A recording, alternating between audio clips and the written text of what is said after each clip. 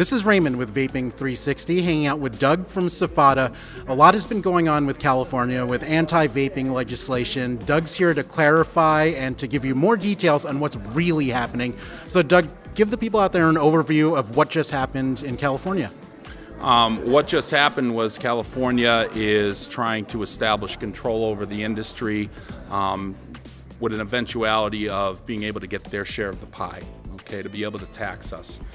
Nothing more, nothing less. They put a lot of spins about, it's about the children and the health impact, and frankly, a lot of the information that they've been putting out through the California Department of Public Health has been propaganda, not based on science. So with these bills, they've established a level of control. By no means is it going to be the end of the vapor industry in California, but it is going to make it a little bit more difficult to be able to do business in California. So what are the things that are really happening in terms of age limits? Some people are talking about advertising, online sales. What are those specific issues? Well, the Leno bill, which was SB X25, all that did, it wasn't a law in particular. What it does is it amends the existing tobacco laws on the books already. The STAKE Act, which is Stop Tobacco Access to Kids Enforcement. And what that does is it includes vapor products in those rules. So what those rules say is, and there's been a lot of confusion about what they say, but in those rules for tobacco, you're allowed to advertise. There's some restrictions. You can't advertise within 1,000 feet of a school, so no billboards. You can sell online, however, you have to have some level of verification in your software to be able to confirm that people are of the legal age to purchase. You can't ship to P.O. boxes. Some shipping restrictions as far as USPS goes and the such, but you could still sell online.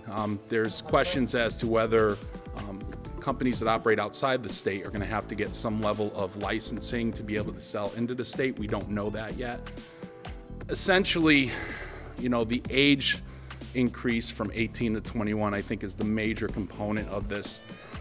It's going to impact jobs because conventional wisdom says that now if you're under the age of 21, you're no longer going to be able to be allowed to work in a vape shop. Also, you're not going to be able to purchase.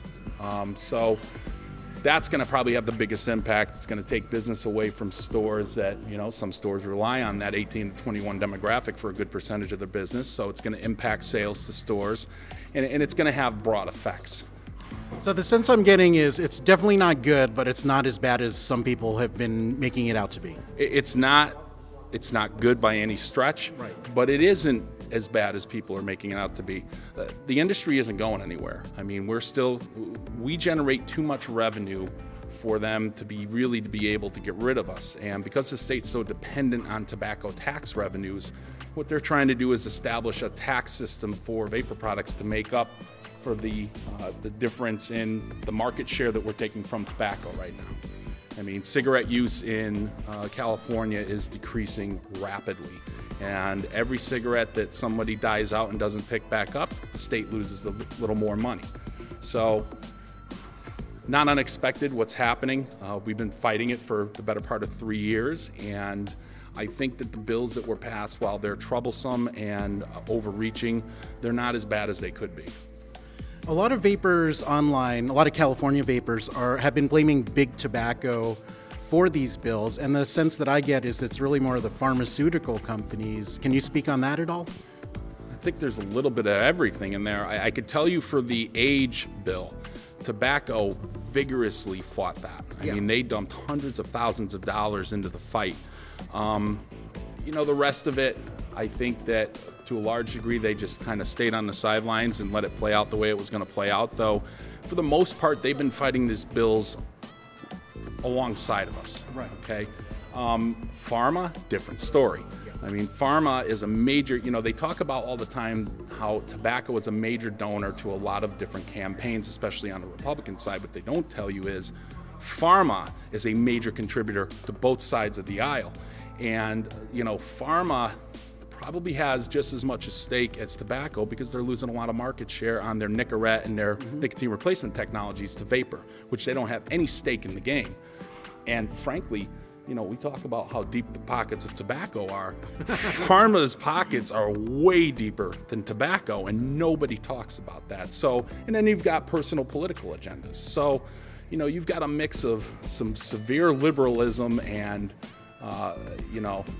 special interest influence involved in a lot of these bills. Doug, thank you for fighting the good fight, and thank you for clearing up a lot of the misinformation that's going out there. If you want to learn more about these issues, definitely hit up the SFATA website, and for the best vaping reviews, guides, and features, go to Vaping 360, the home of vaping.